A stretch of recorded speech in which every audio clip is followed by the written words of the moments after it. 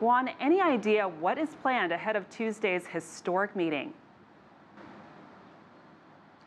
That's right, Francis. Usually we hear from the Korean Central News Agency, its official media, days after its leaders' activities are done, after a meeting is finished. But this time around, we heard that actually in 12 hours after the landing of Kim Jong-un in Singapore, it issued this news report. Basically, it said three things, saying that both the U.S. and the DPRK will need to adapt to changing circumstances, to the changing times, and they want to build a brand new, quote unquote, brand new relationship with the U.S., also to bring about a permanent and enduring peace on the Korean Peninsula by getting rid of the nuclear weapons, not just from the DPRK, but from the nuclear deterrent by the U.S. Pacific capabilities over there.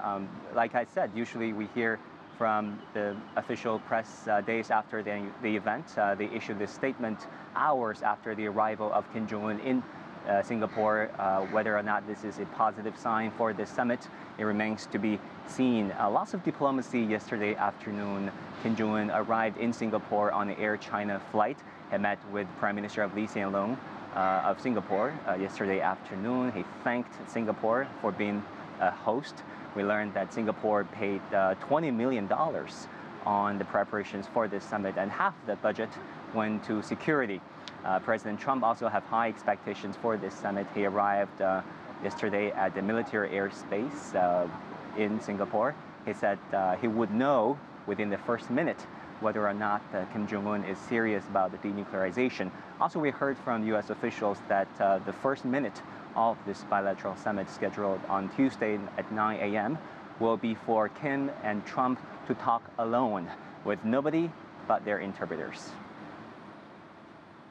And Guan, of course, we know there are still differences between both sides. What can we expect to come out of these talks?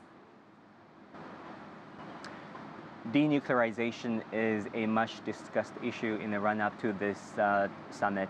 We heard that there are still differences. President Trump isn't shy about it. On a June 1st press briefing in the White House, he used the word process to describe this meeting with Kim Jong-un. He said he never said actually this meeting will be just one meeting. There could be more meetings to follow.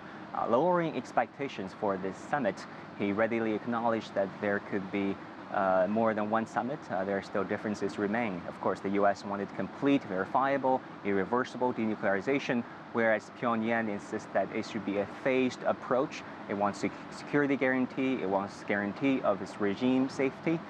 Whether or not that can be achieved, that remains to be seen. Also, the issue of the Korean War. In 1953, an armistice was signed by China, by U.S.-led the United Nations Army, and also by the army of the DPRK, North Korea. So what kind of document will come out of this summit?